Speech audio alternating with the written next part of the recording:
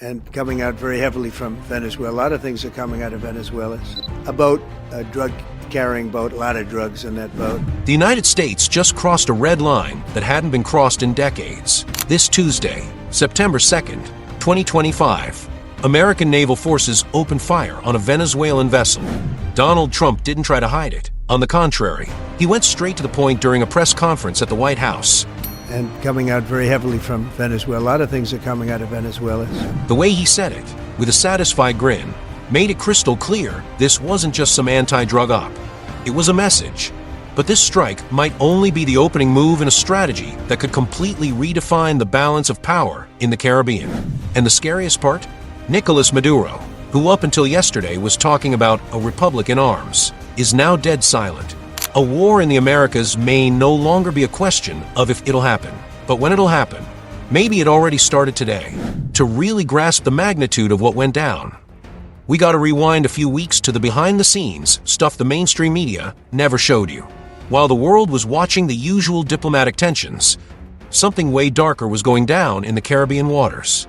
Since mid-August, the U.S. had been quietly positioning one of the biggest military fleets the region has seen in over 40 years.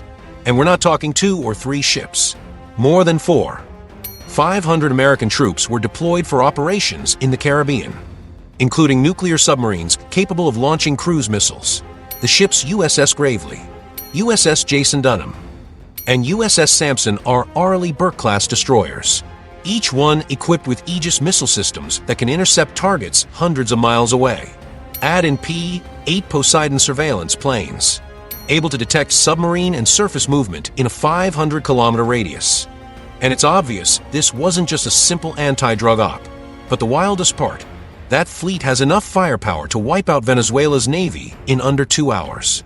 And everybody knew it, especially Maduro, exactly 24 hours before the strike. On September 1st, Nicolas Maduro gave what was probably the most important speech of his political career. Looking back now, his words sound almost prophetic. On national TV, Maduro announced the mobilization of 4.5 million Chavista militiamen, declaring that rifles and missiles would be handed out to militia forces.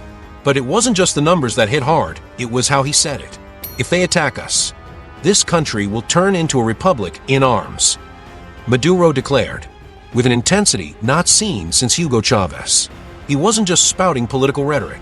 The Venezuelan militia, originally created by Chavez, became one of the 5 official components of the Bolivarian National Armed Forces. And Maduro was basically declaring total preventive war. The Venezuelan president also said something that barely got noticed at the time, but now feels chilling. He directly accused Marco Rubio of fabricating drug trafficking stories to justify military action. Rubio wants to stain his hands with Venezuelan blood, Maduro said, pointing right at the U.S. Secretary of State. And less than 24 hours later, American ships were firing at a Venezuelan vessel. Coincidence? You decide. Now, get ready to uncover one of the darkest and most fascinating stories in modern geopolitics. When Trump justified the strike as part of fighting drug trafficking, he wasn't talking about some traditional cartel. This is way more complex and way more dangerous. The Cartel de los Soles is described as a Venezuelan criminal terrorist organization led by high-ranking members of Venezuela's armed forces. But here's what makes this story insane. This isn't a cartel operating on the sidelines of government. According to U.S. investigations, it is the government operating as a cartel. The name Cartel de los Soles comes from the sun insignias worn by Venezuelan generals.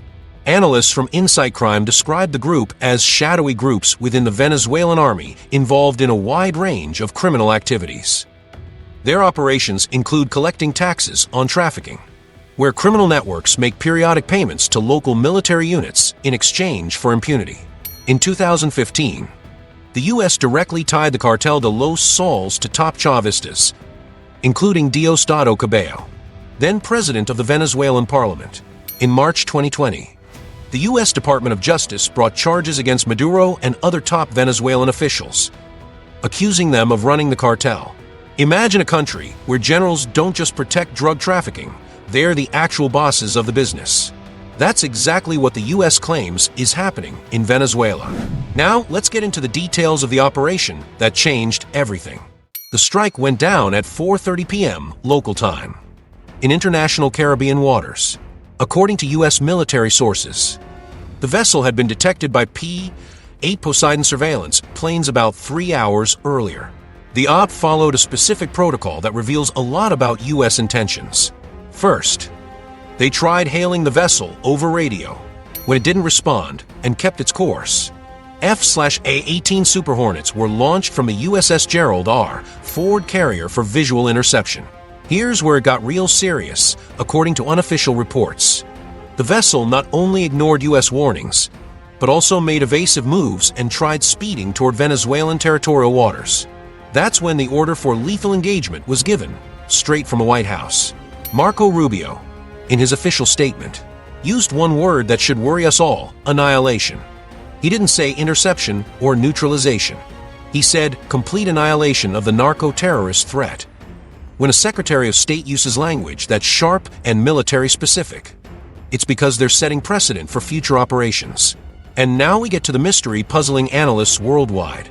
Since the strike, Nicolas Maduro hasn't said a single word. No official comms, no public statements, no tweets or press office releases. For a leader who historically fires back at U.S. provocations within minutes, this silence is straight up bizarre. Remember when Trump canceled peace talks with the Taliban in 2019? Maduro commented in under 2 hours. When Biden slapped on new sanctions in 2021, Maduro was live on TV in 45 minutes. But now, when U.S. ships literally destroyed a supposedly Venezuelan vessel, the president who swore to turn his country into a republic in arms is completely silent. Unofficial diplomatic sources suggest 3 possible scenarios for this silence, and none of them are good. First, Maduro might be prepping a military response he doesn't want to telegraph ahead of time. Second, the Venezuelan government might be in internal crisis, with factions debating the right move. Third, and maybe scariest, Maduro may be realizing he completely underestimated Trump's determination. While Maduro stays quiet publicly, something very different is happening on Venezuelan streets. He had ordered militiamen to report to barracks as part of his 4.5 million person mobilization. And unconfirmed reports say that mobilization not only continued but ramped up after the strike. Unverified videos circulating on social media show unusual military vehicle movement in Caracas, Maracaibo, and Valencia. Open-source intelligence analysts spotted movement patterns suggesting redeployment of anti-air equipment and coastal missile systems. The most interesting thing is that this mobilization is happening with no official announcements. Normally, when Maduro moves military hardware, he goes out of his way to show it off publicly. This time, it's all happening in silence, which suggests prep for something way more serious than a show of force. The original mobilization of 4.5 million volunteers was announced as a response to the U.S. raising its bounty on Maduro to $50 million. But now, with real shots fired, this mobilization has taken on a whole new meaning. Meanwhile, the international response to the strike is unfolding in fascinating ways, creating alliances that could reshape South American geopolitics for years. Brazil was one of the first countries to take a stance, and its reaction was harsher than many expected. Celso Amorim, special advisor for international affairs to the Brazilian presidency, not only condemned the unilateral U.S. action, but also warned about dangerous precedents that could affect the sovereignty of all countries in the region. What makes Brazil's reaction particularly significant is that it comes from a government that normally keeps cordial ties with Washington, when even traditional allies publicly raise concerns. It signals that the U.S. might be isolating itself diplomatically in the region. Colombia is in a particularly delicate spot. The country runs joint anti-drug ops with the U.S., but also shares a long border with Venezuela and hosts millions of Venezuelan refugees. A military escalation in the Caribbean could turn Venezuela's migrant crisis into a continental humanitarian disaster. On the other hand, countries like Guyana and Trinidad and Tobago, both with historic territorial disputes with Venezuela, quickly backed the U.S. move. This is creating dangerous regional polarization, forcing countries to pick sides in a conflict most would rather stay out of. To fully understand what's happening, we need to look at America's recent intervention history in the region. Yesterday's strike didn't happen in a vacuum. it fits into a pattern that should worry anyone who cares about international stability. The last time the U.S. carried out direct military ops in the Caribbean was the 1983 invasion of Grenada. Back then, the justification was protecting U.S. citizens and fighting communist influence. The parallel with today's fighting narco-terrorism narrative is eerily similar. The difference: in 1983, Grenada had under 100,000 people and basically no military capacity. Venezuela has 28 million people, regular armed forces, organized militias, and crucially, support from powers like Russia and China. If the U.S. really is gearing up for military escalation against Venezuela, we may be watching the opening moves of the biggest military conflict in the Western Hemisphere since World War II. And unlike Grenada or Panama, where resistance was minimal, Venezuela has promised full-scale resistance. But now, brace yourself for the part of this crisis that could hit your wallet directly. Venezuela holds the largest oil reserves in the world, bigger than Saudi Arabia, Iraq, and Kuwait combined. And here's what the news isn't telling you: a military escalation in the Caribbean could send global energy prices skyrocketing. Even with all the U.S. sanctions, Venezuela still produces about 800,000 barrels of oil per day, mostly for China and India. If that production gets disrupted by war, the impact on global markets will be immediate. But there's an even scarier factor. Venezuela controls key maritime routes for oil shipments from the rest of Latin America. Any blockade or naval conflict in the Caribbean would hit not only Venezuelan production, but also exports from Colombia, Trinidad and Tobago, and even Brazil. Economic analysts are already projecting scenarios where full military escalation could push oil prices above $150 a barrel, nearly double today's prices.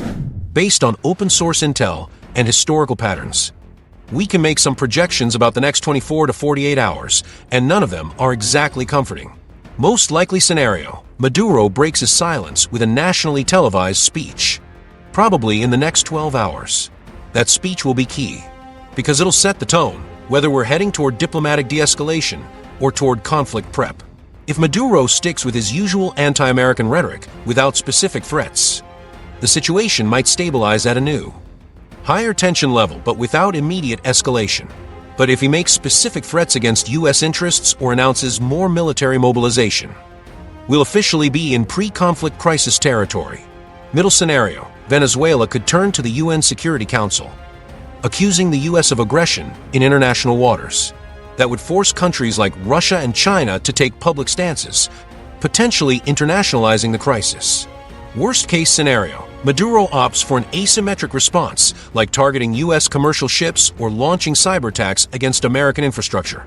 That kind of move would almost certainly trigger direct U.S. military retaliation. We're living through a historic moment that could define decades of international relations in the Western Hemisphere. Yesterday's strike wasn't just an anti-drug op. It was a statement of intent that forced every regional and global player to reveal their true positions. In the coming hours, Nicolas Maduro will have to make the most important decision of his presidency.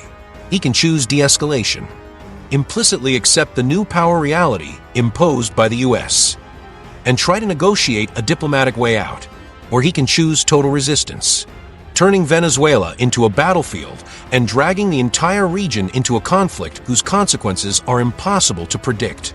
Trump, for his part, set a dangerous precedent by publicly announcing a military operation as a political victory.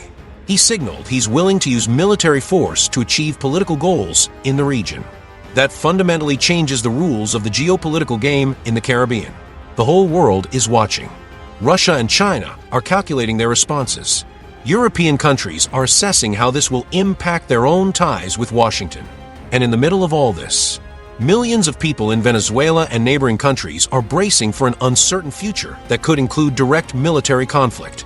The shot fired yesterday in the Caribbean might have been the first shot of a new era of military confrontation in the Americas. We don't know yet if it'll be the only one, or if we're about to see an escalation that turns the whole region into a permanent tension zone. What we do know is that Maduro's silence is about to end. In the next few hours, he'll have to speak. And when he does, we'll know if we're heading toward a diplomatic solution or the biggest military conflict in the Western Hemisphere in decades. As you watch this video, World leaders are making decisions that could shape your life, your economy, your security for years to come. The crisis that started with one ship in the Caribbean could end up completely redefining the global balance of power. The question now is, when Maduro finally breaks his silence, will the world still be the same? Or will we officially be entering a new era of military confrontation that changes everything we thought we knew about international stability? The next few hours will tell. And when they do, it might already be too late to turn back. Stay tuned, because this story is just beginning, and what happens next could determine the future for all of us.